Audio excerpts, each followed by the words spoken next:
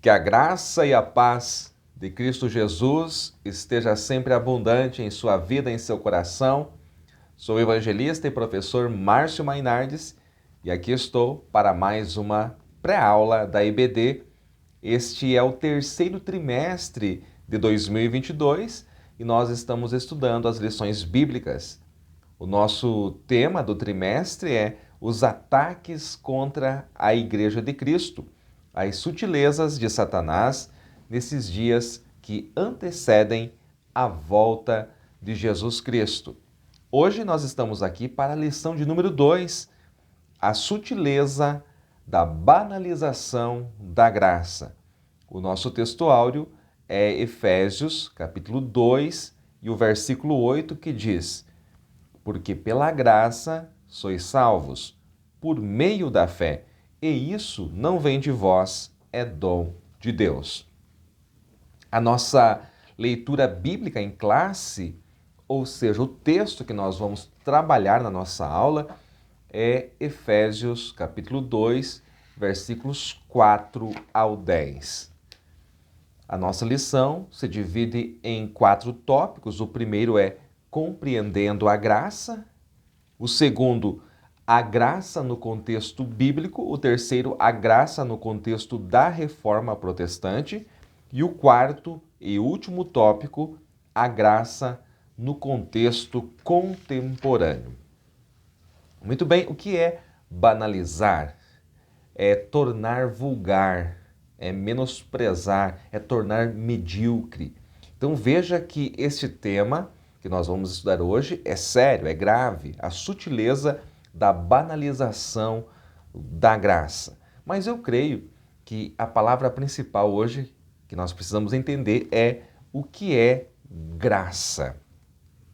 É claro que quando você estuda teologia, você aprende que graça é o favor imerecido de Deus dado aos homens. A graça é o favor que os homens pecadores não merecem, pelo contrário, eles merecem pagar pelo seu pecado, mas Deus dá aquilo que eles não merecem.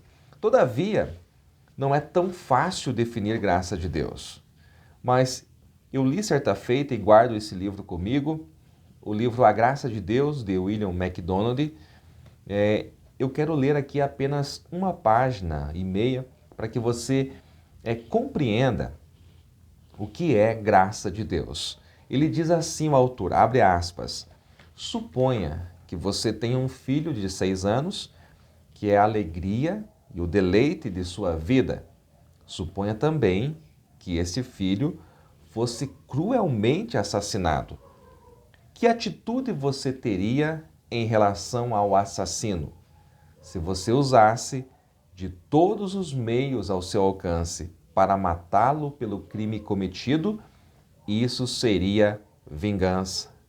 Se você se contentasse em sentar-se e aguardar que as autoridades civis o julgassem e condenassem, isso seria justiça. Mas, se você perdoasse o assassino e o convidasse para vir morar em sua casa e depois o adotasse como seu próprio filho, isso se chamaria graça. Fecha aspas. Quando eu li essa parte, eu fiquei chocado. E quando você continua a leitura, o próprio autor diz, talvez você esteja achando a ilustração superficial e longe da realidade. Eu também pensei isso, mas quando eu continuei a leitura e comecei a pensar na maneira como o nosso Pai Celeste nos tratou, eu entendi o que é graça. Quem seriam os criminosos? Quem que matou Jesus? Foram os romanos? Não, Jesus morreu pelos nossos pecados. Jesus entregou a sua própria vida pelo meu pecado. Logo, eu sou culpado. Todavia, o Pai Celeste me perdoou. Não só me perdoou, me amou, como colocou um lugar, como preparou um lugar para eu morar com ele na sua própria casa. Veja se esse exemplo da graça de Deus, de William MacDonald, se realmente não tem Realmente ele tem razão nesta comparação, por mais absurda que pareça ser, porque a graça é absurda. O homem natural, ele não consegue compreender e entender o que é a graça de Deus. Então, no primeiro tópico da nossa lição, nós aprendemos que a graça é originada em Deus. A iniciativa da salvação é divina. Deus toma a iniciativa, é Ele que começa, completa, é Ele que termina a salvação. Então, nós, pentecostais, que somos arminianos, né, nós entendemos desta forma a doutrina da salvação. A graça é originada em Deus, a iniciativa da salvação é dele, e não só a iniciativa, mas é Ele que fez a obra completa, né? Então, citando aqui o autor da lição, em 1 Coríntios, capítulo 1 e versículo 21, quando ele cita o versículo onde Paulo diz que aprove a Deus salvar os crentes pela loucura da salvação. É Deus que toma a iniciativa. Veja também, na nossa leitura bíblica em classe, aqui em Efésios 2, 4 e 5, quando o Paulo diz que Deus, que é riquíssimo em misericórdia, pelo seu muito amor. Então a iniciativa é sempre do Senhor. A graça, ela tem origem em Deus. A salvação é uma obra divina. Isso tem que ficar claro aqui para os seus alunos já no primeiro tópico. Fazendo um resumo então dos tópicos, no segundo tópico nós temos a queda do homem. A queda do homem trouxe morte. Paulo, escrevendo aos Romanos, ele diz no capítulo 5, versículo 12, ele diz lá que por um homem entrou o pecado no mundo, e pelo pecado a morte. E a morte, ela passou a todos os homens, ou seja, a morte é consequência do pecado. Qual era o preço do resgate? Como que o que o homem poderia fazer para livrar-se das garras do pecado? Ora, o preço do resgate era impagável. É aí que surge a graça de Deus, em que Jesus Cristo, Filho de Deus, e que Jesus Cristo, Verbo divino, se fez carne, habitou entre nós e viveu perfeitamente, sem pecado, e pagou o preço que era nosso. A graça, ela abrange a todos. Todos são abrangidos pela graça de Deus, mas nem todos serão salvos. O mesmo Paulo, escrevendo na sua epístola a Tito, no capítulo de número 2, no versículo 11, diz: porque a graça de Deus se há manifestado, trazendo salvação a todos os homens. A graça é derramada sobre todos, mas nem todos serão salvos, porque há aqueles que não creem no sacrifício de Cristo na cruz. No terceiro tópico, nós temos aqui uma rápida abordagem a respeito da graça no período da Reforma Protestante. Então, vamos até o século XVI, e nesse tempo o romanismo ele chega ao ápice com a salvação meritória. Olha só, as pessoas têm que merecer a salvação. Veja a que ponto chegou a doutrina romana. Antes mesmo de Lutero, porque Lutero vai ter aí o auge da reforma em 1517, quando Lutero, né, em 31 de outubro, prega nas portas da igreja de Wittenberg, na Alemanha, as 95 teses, né, que ele elaborou, e ele teve esse despertamento quando estava estudando a carta do apóstolo Paulo aos Romanos. Mas muito antes de 1517, outros homens, que nós podemos chamar esse período de pré-reforma, já haviam se levantado contra esta heresia. Vamos falar então de João Hus, que cerca de 100 anos antes já estava pregando contra, e outros, né, pré-reformadores também pregaram contra esta heresia. E então, com Lutero, chegamos, né, nesse período do maior confronto aí contra a Igreja Romana, que estava trazendo a salvação meritória. E até hoje é assim, a salvação, ela dentro do romanismo, ela tem essa participação do homem que faz um esforço, que paga preço, paga promessa. E olha só, deixando um pouquinho o romanismo de lado, há muitos crentes pentecostais que não entendem a doutrina da graça e mesmo não querendo, acabam abraçando doutrinas romanas quando falam que o homem tem que pagar o preço, tem que conquistar a salvação, tem que fazer isso. Olha, a salvação é graça de Deus. O homem tem que perseverar, tem que estar em Cristo. Quem está em Cristo é salvo, tá? Isso tem que ficar bem claro. No último tópico, nós temos a graça hoje. E a graça, nesse tempo em que estamos vivendo, em muitos lugares, ela é sinônimo de libertinagem. É barata, né? É uma graça barata, e esse entendimento é contrário às Escrituras. Esse entendimento é contrário às Escrituras. Veja o que diz o apóstolo Paulo, novamente, em 1 Coríntios, capítulo 7, versículo de número 23.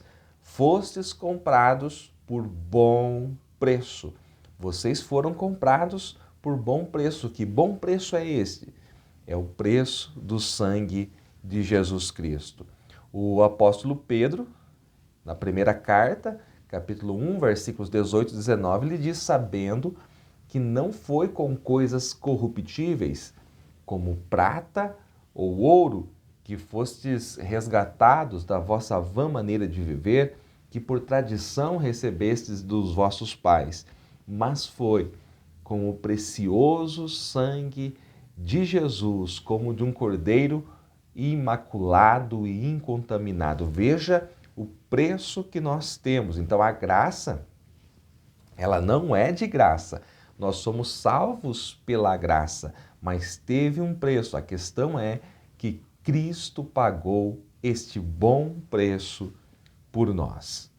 Queridos, nesta parte da pré-aula aqui, eu quero falar um pouquinho a respeito desses versículos que nós temos aqui.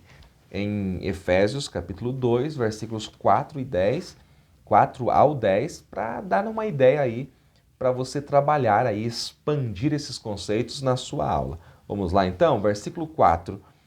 Mas Deus, que é riquíssimo em misericórdia. Veja aqui que Deus não nos deu o que nós merecíamos. O seu coração, o coração do Pai, ele se rasgou por nós, de amor. Olha só o que o salmista diz no Salmo 103, versículo 10. Ele não nos tratou segundo os nossos pecados. Deus não nos tratou segundo os nossos pecados, nem nos recompensou segundo as nossas iniquidades. Isto é graça. Por quê? Porque Ele é riquíssimo em misericórdia. E aí diz mais, pelo seu muito amor com que nos amou. Muito amor. Por que muito amor? Porque Ele, Cristo, é a fonte do próprio amor. Olha só, em Cristo é revelado o amor de Deus. Deus nos amou tanto e a sua misericórdia é riquíssima. E Ele, pelo seu muito amor, amor a ponto de entregar o Filho unigênito na cruz do Calvário. Isto é a maior prova de amor. Versículo 5 diz que, estando nós ainda mortos em nossas ofensas, Ele nos vivificou, nos deu vida novamente, juntamente com Cristo, assim como Cristo ressuscitou os que estão nele, também ressuscitaram para a nova vida. Assim como Cristo esteve morto, nós também estávamos mortos em nossos delitos e pecados, mas assim como ele ressuscitou, nós também ressuscitamos para a nova vida. Versículo 6. E nos ressuscitou juntamente com ele e nos fez assentar nos lugares celestiais.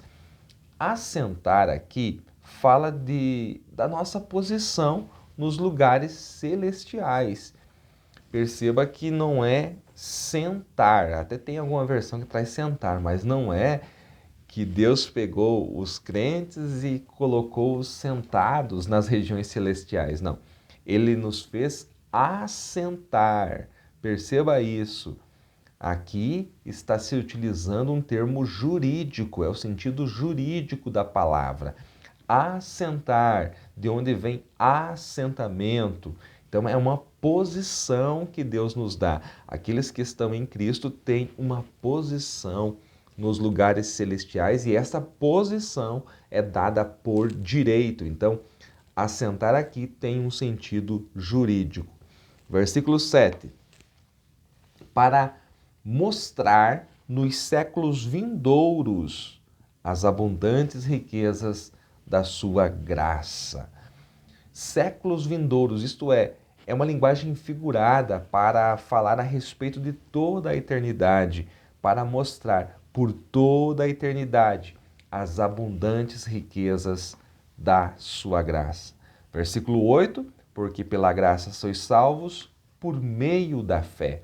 O que quer dizer este por meio da fé? Quando nós assumimos quem somos e cremos que só o sangue de Jesus pode nos remir. Quando nós chegamos a esta conclusão, temos convicção dentro de nós e cremos nisso, que nós somos miseráveis pecadores e somente o sangue de Jesus pode nos remir. Isto é fé. A partir daí, nós vamos depender unicamente do sacrifício de Jesus Cristo. Aí diz mais, isso não vem de vós, é dom de Deus. O que é dom de Deus? A salvação pela graça, mediante a fé, é dom de Deus. E este dom é oferecido a todas as pessoas em todos os lugares. Versículo 9, não vem de obras para que ninguém se glorie. Não vem de obras, plural, mas vem da obra. Não vem de obras, mas vem pela obra de Cristo completada na cruz. Para que ninguém se glorie. Por que ninguém pode se gloriar? Porque toda a glória, toda a honra pertence só ao Senhor.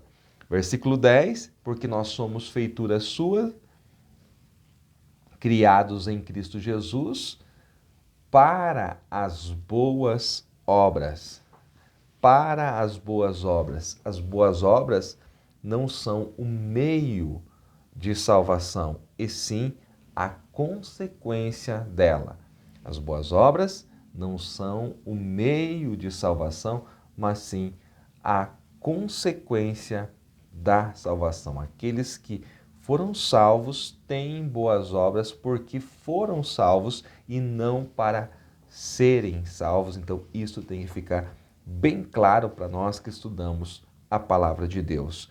Então, a graça é algo maravilhoso, é fruto do amor de Deus, foi originada no próprio Deus. A salvação é algo divino, jamais podemos banalizar a graça. A graça não é libertinagem, a graça não nos dá o direito de fazer o que bem entendermos, de pensarmos que não haverá consequências, porque a graça traz também a justiça de Deus. Então, queridos, se esta pré-aula foi útil para você, se lhe ajudou na preparação da sua aula, não deixe de compartilhar, deixe o seu like, comente o nosso vídeo e a cada dia mais nós estaremos chegando mais longe para abençoar a sua vida. Que Deus em Cristo lhe abençoe ricamente em nome de Jesus.